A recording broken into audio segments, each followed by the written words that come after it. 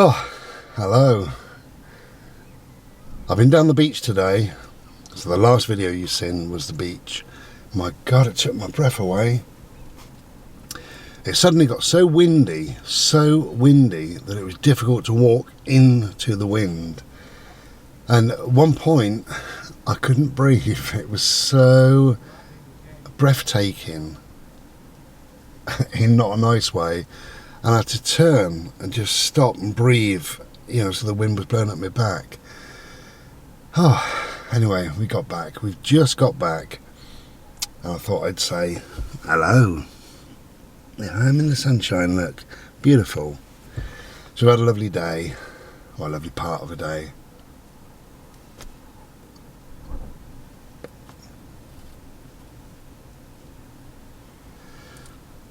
So I just thought I'd stop and have a smoke, have a drink. I got myself a nice Slurpee. One of the best things I ever bought this, God,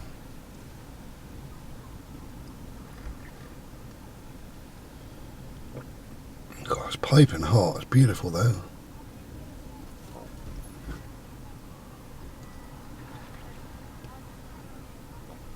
It's funny, Slurpee must be the only thing in the world. You burn yourself, you go, Christ, it's bloody hot, and then you go straight back to it.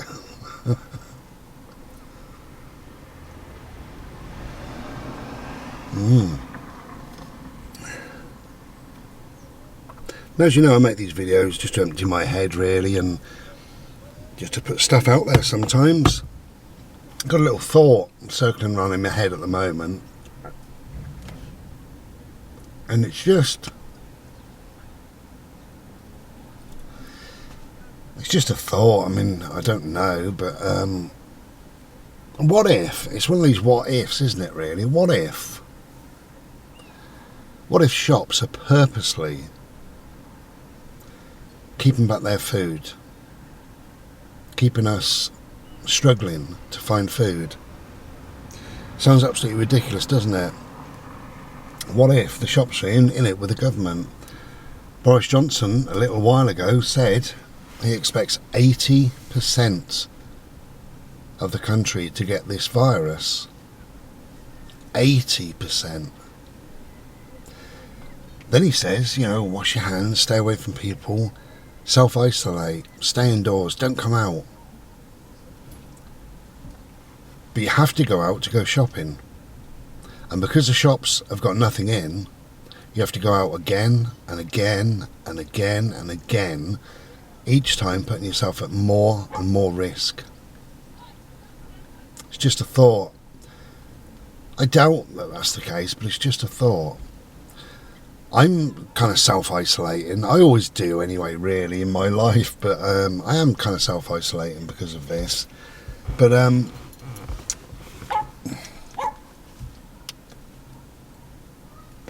I feel at the moment that I don't want to see anyone. That's how I feel. And yet I'm forced to go out shopping again and again and again, as I said. I don't understand why the shops haven't ordered double or treble the amount of stock. I don't understand that at all. And I don't understand why they couldn't be a bit more sort of proactive. This day and age with technology and what have you. I said on my Facebook, I typed in this morning, just my thoughts on panic buying, really. But I'm sure there's a lot they could do. They could, on the whole, get rid of trolleys, on the whole, so that you can only go in with a basket, most people. So that way you wouldn't get 400 toilet rolls in a basket. They could also use your club card, your points card, your store card, things like that. Make that mandatory. You have to have one of those to shop in their shop. And when you use that, you go beep like that on the till. You can't then use that card, in other words, you can't go shopping for 12 hours. So that would stop people going in and going in and going in. I've seen them in car parks at shops, sat there, and one would go in and bring a load of toilet rolls out, and the next one goes in, and then the husband would go back in, then the wife. It's absolutely ridiculous, but by doing that, that would stop them from going in again and again and again. But then you can have banks involved as well, because if you pay for your shopping, your card knows what you've bought, what you've paid for. So it would say Asda or Tesco's on there, and then it could put a block on your card for a day or 2 or 14 or whatever. There's other ways of getting around that, because you're going to say, well, hang on, what about those that are self-isolating for 14 days? They need to go shopping and get a big shop. Yeah, they do. And those that go once a month, they might need 2 or 3 trolleys.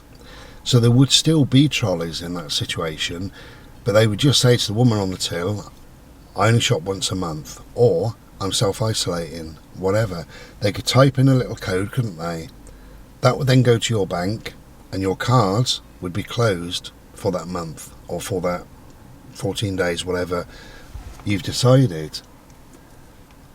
I just think that there's more they could do. I really think that, I think the shops are greedy, the people are greedy, and altogether it's a right mess. So I think it needs looking at, and I think it needs dealing with. But supposing that is the case, that shops are purposely keeping us quite desperate for food, so that we do go out, so that we do pick up that virus, and that's what the government want, is 80%. It's just a thought. Probably rubbish, but it's just a thought.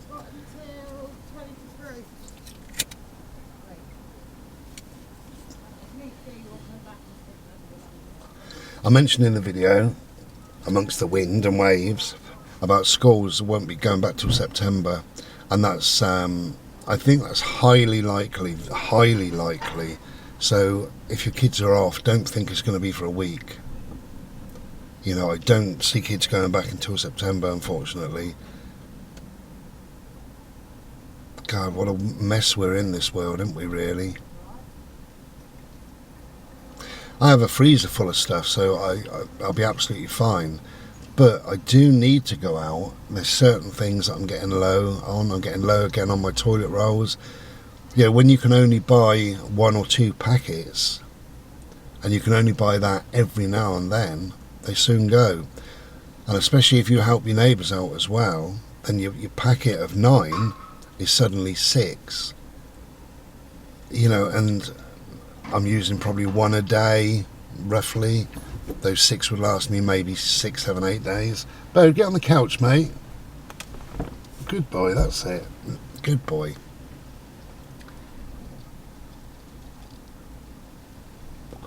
I haven't managed to buy beans or pasta in a long while now. Certainly for a month. So I would like to go out and get that. I'll be low on milk after the weekend. There's several things really that I need or will need, but I'm not going to go shopping. I'm going to leave it until Monday. If I run out of stuff, I run out of stuff. Hard luck. And just hope that the shop has something in on Monday. Terrible situation, isn't it, really? I'm going to go shopping and hope that I can get something. What a situation we're in.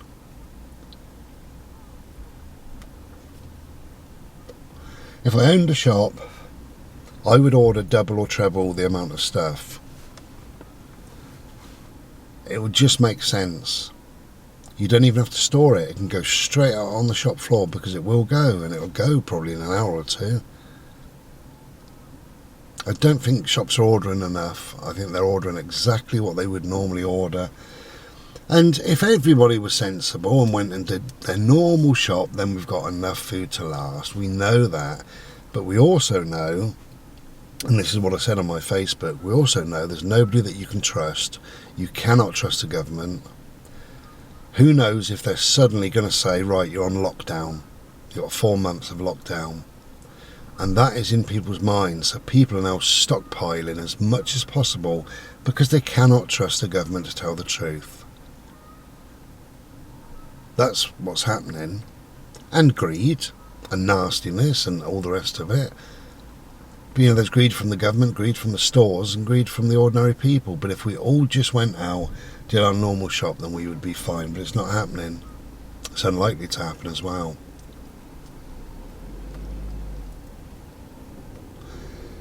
And I can see this time now changing a lot of things. I've said about money. I think money will go because they would say it's dirty, you can only use cards, and that's just a way of tracking you, keeping their eye on you and stuff like that. And I think they track mobile phones even better than what they currently do.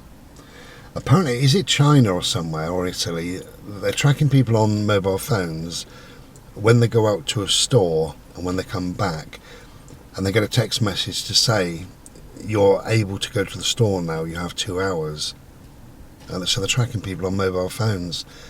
That will probably become the norm. So we'll have no money, we'll have no freedoms, really.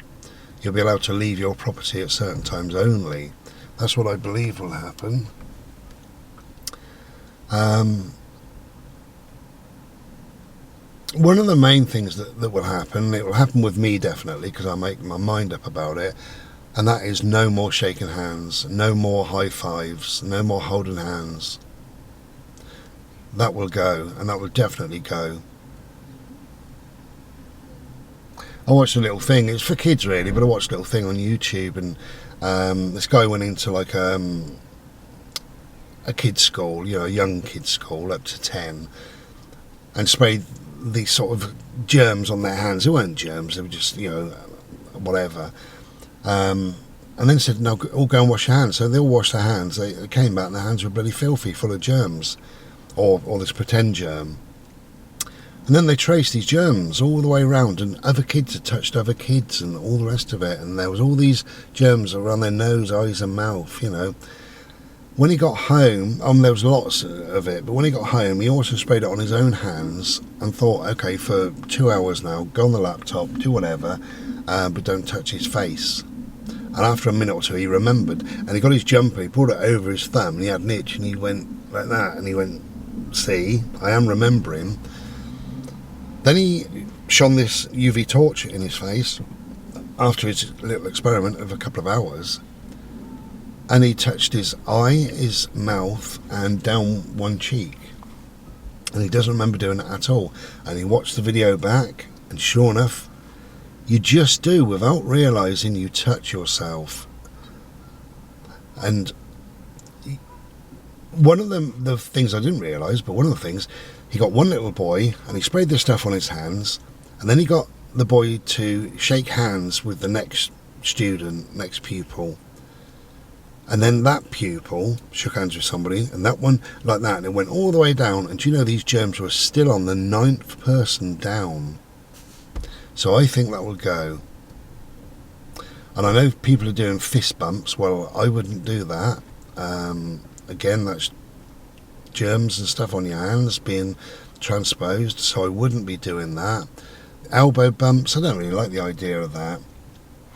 My thing is my namaskar. Be well. So that will be my hello, as well as my goodbye. It's called a namaskar. Not namaste, that's a different thing altogether. Namaste means when somebody says to you namaste, it can be a greeting, it can be a hello, it's normally a goodbye, but it can be both.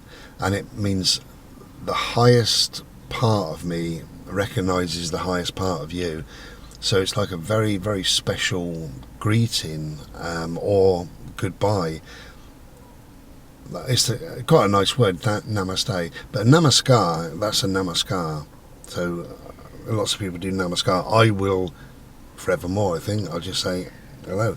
And I think by doing that, those that forget put their hand out low to shake you, and suddenly your hands go up past them to there. They will remember, because there's the awkwardness, isn't there, of if you go for an interview and someone says, oh, hello, and he puts his hand out, and you've got to say, I don't shake hands, or I'm sorry, I don't shake hands, or because the current, you've got to explain yourself, and then he could feel awkward. Oh, Christ, you're right. Yeah, I'm so sorry, or whatever.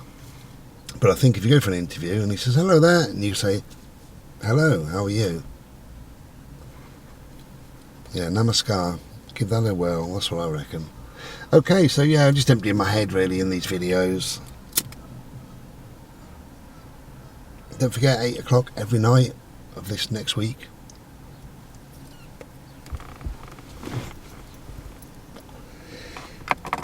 Right, finished my Slurpee, finished my fag. I think we're going to go home. I'm going to have a nap. I'm so tired. Didn't sleep too good last night.